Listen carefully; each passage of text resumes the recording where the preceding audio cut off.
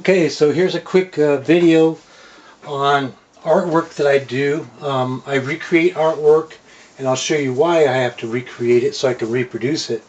We're starting off here with Illustrator. I'm going to try and do this as quick as I can. The two things you need to remember or to learn are your fill and stroke. This is in Illustrator, Adobe Illustrator on a Mac computer. I do not like PCs. We'll get into that. But anyway, here's how you create the art. You're using CMYK, that's cyan, magenta, yellow, and black. And they use K because black, if they made it B, they might confuse it with blue. And also K is used as a key. You lay down your black first, and then you bring your colors into your black, and then that way you know you're within registration. So I've got my pen tool right now, and right now I've got this is right here, this is black, and this is white. So this gets you, white gets you back to ground 0, and then black gets you to black. So I've got my pen tool, and then what I do is I click and then drag, click and then drag, click and then drag, and I will do this on top of an image that I want to reproduce. So right there, I don't know if you can see that or not. I'll enlarge it a little bit. Okay. So then these anchors, they have little barbells on them. There's an end on each side. So it's like a barbell. And then what you can do is you can manipulate this shape and get it to fit whatever you're trying to get it to fit onto. So right now I've got now I can also, this stroke I can make it larger or smaller, thinner or thicker. So right now we've got a black stroke, and then we're going to fill it with a color. And so I go over to the fill, and then let's say I want to make okay, a red, good red.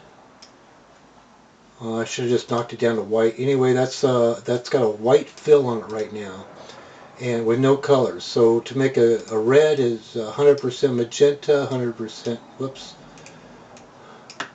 100% magenta, 100% yellow gives you a nice red. Okay, there's a pretty nice red right there, and you can, of course, change that. Using this CMYK, it's been used in printing for years and years and years. All these four colors can create any color in the rainbow. You can, so then you change your colors. You want to add some cyan to it or whatever. You can change, so you change this color. So that's basically how that works. And then what I do is take my image. This is my, let me change the camera real quick, sorry. Change the camera. I'm trying to get this on one video so you don't have to shoot around and watch a bunch of videos. This way you can watch one and then you can get an idea. The reason I do this is it's a nice therapy for me. I enjoy doing it, and I'll show you why I have to redo the art. If I was to enlarge this, I don't like using the word blow up. That's like dynamite.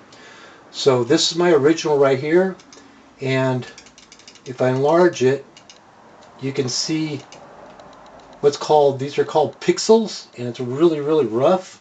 So what I have to do is I have to redo this artwork so that when I enlarge it to like a 16 by 20, then it's going to be nice and sharp and clear. As you get, as you make it smaller, then, it looks nice and sharp. But if you enlarge it, then it's going to be really, really rough. So let's go back to this again. You can see how rough everything is here. And then what I do, using my pen tool, then I find an area, and let's go, I have to change my, let's make it yellow. I'm going to make a yellow stroke. And then I take my pen tool and then I draw every single image.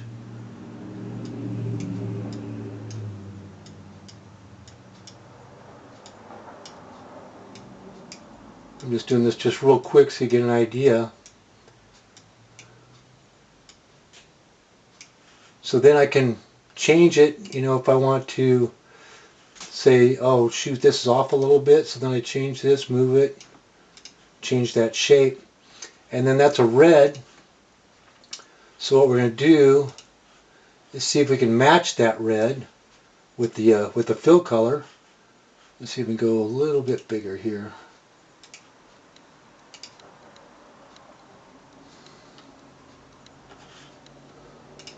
So now I want to see if I can match that red. I'm going to move this over so we can see the color back behind it. So the color back behind is what we want to match. And so it's a red, so there's magenta and yellow in it. So we're going to change this over to fill, and we're going to fill this color. And we are going to start off. Okay, so start off with white. Start off ground zero, and then we're going to go magenta and yellow. Okay, so we need more red, and so I have to do this with every single color and try to get it to match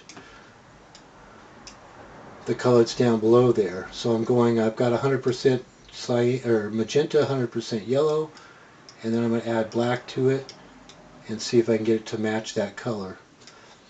Also needs a little blue to dirty it up a little bit. I'm going to get rid of the stroke so you can see.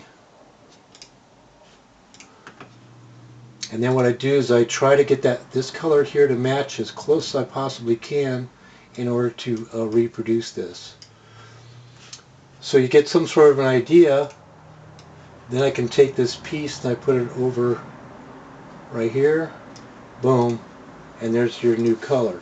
Now you can see right here the lines are nice and sharp. You see the red on the left, and then you see the black over here on the right, how rough it is. And so that's why I have to recreate the art to, it's called vector art, V-E-C-T-O-R, and that's basically what I do. And the reason I do this, I don't know if I said, because I enjoy it. It costs me no money, it keeps me off the streets, and I sell these on eBay. So every single color had to be done by hand like I just showed you there, and this is some of my colors that I used. So these are my colors right here. Then I take those to the area that I want to match up, and then I select the area and then I change it to that color. So right now, as you can see right here, we've got all these areas. Every single one of these had to be hand drawn, all done by hand. And then I have to draw it, and then I have to make the color. So as you can see, it's very, very sharp and very clear. And if you get to, if you get close to it, let me see if I can get a black.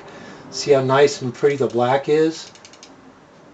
Nice and straight and pretty. And then that way, when you create the, reproduce this art, it's going to look really nice. So basically, what I did is I started with the original right here, and you can see how rough it is. And then we'll go to the finished product. This is a pretty good deal right here. And you can see these blues are strokes, and they will eventually be taken out. But you can see right here how everything is nice and sharp and clean. Got really nice colors. Like I said, every single color has to be done one at a time. So it's very, very time consuming. Here's my finished product. I changed the background a little bit, and anyway, here's what it looks like. And you can see everything is nice and sharp and clear. I did do what's called a feather on some of these items to feather in the shadows because I didn't want them really sharp colors. But the sharper areas I left nice and sharp and clean. And this way, got a nice looking picture here. And when you enlarge it, it'll be nice and sharp and clear so that when you get close